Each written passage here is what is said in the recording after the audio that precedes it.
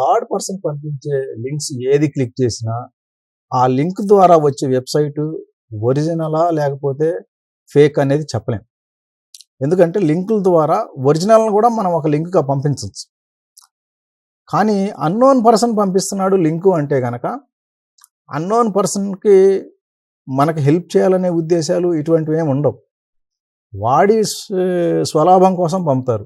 కాబట్టి unknown person పంపించే లింకులన్నీ కూడా ఫిషింగ్ లింక్స్గానే భావించాలి. అది ఎస్బీఐ అనే చూపిస్తుంది. క్లిక్ చేస్తే ఎస్బీఐ వెబ్సైట్ ఓపెన్ అవుతుంది. ఓపెన్ అయితే అందులో యూజర్ ఐడి పాస్వర్డ్ ఎంటర్ చేయమంటారు. యూజర్ ఐడి పాస్వర్డ్ ఎంటర్ చేస్తే మామూలుగా అయితే మనకు ఓటీపీ వస్తుంది. ఓటీపీ ఎంటర్ చేసిన వెంటనే ఎస్బీఐ వెబ్సైట్ ఓపెన్ అవుతుంది. ఇందులో సేమ్ అట్లాగే యూజర్ నేమ్ పాస్వర్డ్ చేయగానే ఓటీపీ వస్తుంది. ఓటీపీ ఎంటర్ చేయగానే ఇంకొక ఓటీపీ వస్తుంది. ఓటీపీ వచ్చినప్పుడు వెంటనే మనకు వెబ్సైట్ ఓపెన్ కాకుండా రెండోసారి ఓటీపీ వచ్చిందంటే మనం చాలా జాగ్రత్తగా ఉండాలి. ఎందుకంటే ఇప్పుడు ఇది థర్డ్ పర్సన్ పంపించిన లింకు. దీంట్లో ఏంటంటే మనం ఎంటర్ చేసే ప్రతి విషయం కూడా అతను చూస్తుంటాడు.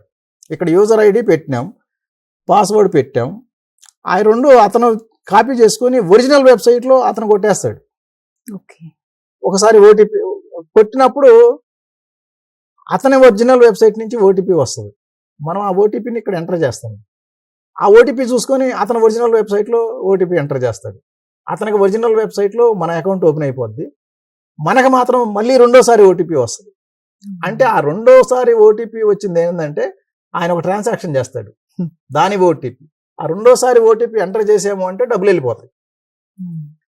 కాబట్టి థర్డ్ పర్సన్ పంపించే ఏ లింకులు కూడా మనం ఓపెన్ చేయొచ్చు.